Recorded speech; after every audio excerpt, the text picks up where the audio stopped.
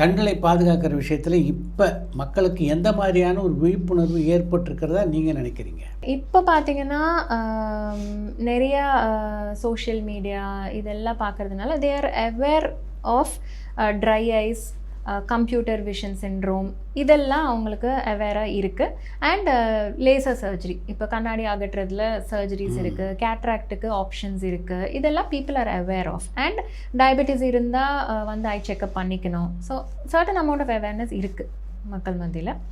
But இன்னும் கொஞ்சம் வந்தால் பெட்டராக இருக்கும், ஏர்லி ஸ்டேஜஸ் அவாய்ட் பண்ணால்.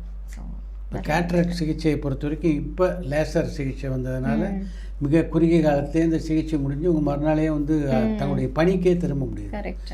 இதுக்கு முன்னாடி இந்த முறை எப்படி இருந்தது, இப்போ இது எந்த அளவுக்கு அட்வான்ஸ்டாக இருக்குது? ஸோ முன்னாடி கேட்ராக்ட் சர்ஜரி ஸ்டார்ட் பண்ணப்போ நம்ம கேட்ராக்ட் வந்து கண்ணுக்கு உள்ளே நம்மளுக்கு நார்மல் லென்ஸ்ன்னு சொன்னல, ஸோ அந்த லென்ஸ் வந்து ஏஜ் ஆக ஆக ஒயிட் ஆனதுக்கப்புறம் அதை ரிமூவ் பண்ணுறோம். ஸோ முன்னாடி நம்ம பெரிய இன்சிஷன் மாதிரி போடுவோம், கருவிலியில் ஆல்மோஸ்ட் ஒரு 6 to 8 millimeter இன்சிஷன் போட்டு அந்த பொறையை வெளியே எடுத்து அதை திருப்பி ஸ்டிச்சஸ் போடுவாங்க, இசிசின்னு பேர். அதுக்கப்புறம் ஸ்டிச்சஸ் இல்லாமல் அது சின்னதாக ஆக்கினாங்க, அதே வேல்வு மாதிரி க்ளோஸ் ஆகுது. இப்போ ஃபேக்கோன்னு இருக்குது. ஸோ அது வந்து அல்ட்ராசவுண்ட் எனர்ஜி வச்சுட்டு அந்த கேட்ராக்டை சின்ன சின்ன பீசஸாக உடைப்பாங்க கண்ணுக்குள்ளேயே, உடைச்சிட்டு அந்த மெஷினே எல்லாம் எடுத்துடும். ஸோ அந்த ஃபேக்கோ அட்வான்ஸ் மெஷினில் நம்ம இன்சிஷன் சைஸ் வந்து 2 millimeter தான் இருக்கும், 2 to 2.8 அப்படி தான்.